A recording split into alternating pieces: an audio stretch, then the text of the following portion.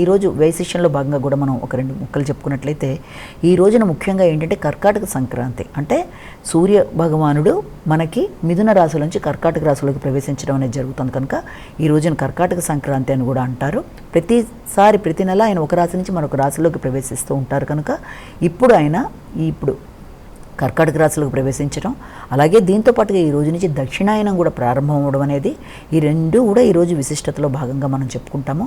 సాధారణంగా ఈ యొక్క సంక్రాంతులు దేనికైనా సరే, అంటే మనకి చైత్ర సంక్రాంతి నుంచి మనం ఈ యొక్క మకర సంక్రాంతి అయినా చైత్ర సంక్రాంతి అయినా ప్రతి నెల ఆయన యొక్క రాశి మార్పుతో సూర్యభగవానుడికి మనం ఆ రోజున జపాలు లేకపోతే సముద్ర నదీ స్నానాలు చేయడం, పెద్దల్ని తలుచుకోవడం, దాన ధర్మాలు చేయడం, ఇవన్నీ కూడా చాలా మంచి ఫలితాలు ఇస్తాయి. అలాగే సూర్యనారాయణ స్వామికి సంబంధించిన శ్లోకాలు అవన్నీ కూడా చాలా ఉత్తమ ఫలితాలు ఇస్తాయి కనుక ఆరోగ్యానికి అన్ని విధాలుగా కూడా మన పెద్దల్ని తలుచుకోవడానికి అన్నిటికీ అనుకూలమైన సమయం కనుక ఈ యొక్క సంక్రాంతుల్లో, అంటే ఈ యొక్క ప్రస్తుతం మనకి కర్కాటక సంక్రాంతి నాడు అలా చేసుకోవడం అనేది, అలాగే దక్షిణాయనం అనేది చాలా పుణ్యకాలం.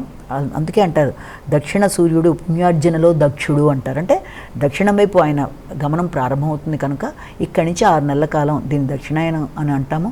ఆ తర్వాత వచ్చేది ఉత్తరాయణం కనుక ఈ దక్షిణాయన కాలంలో మనం పుణ్య కార్యక్రమాలు, ఆధ్యాత్మిక ఆలోచనలు, భగవంతుడి సమీపంగా ఉండడం, అలాగే పెద్దలను తలుచుకోవడం, పెద్దలకి మనం చేసే కార్యక్రమాలు మొదలైనవన్నీ కూడా చాలా చక్కటి ఫలితాలు ఇస్తాయి, పెద్దల ఆశీస్సులను లభిస్తాయి కనుక తప్పనిసరిగా ఈ రోజున కర్కాటక సంక్రాంతి కాబట్టి సూర్యనారాయణ స్వామిని తలుచుకోవడం, ఆరోగ్యం కోసం భగవంతుడికి సంబంధించిన వినడం, ఇవన్నీ కూడా మంచి ఉత్తమ ఫలితాలు ఇస్తాయని మనం అర్థం చేసుకోవాలి. నమస్కారం.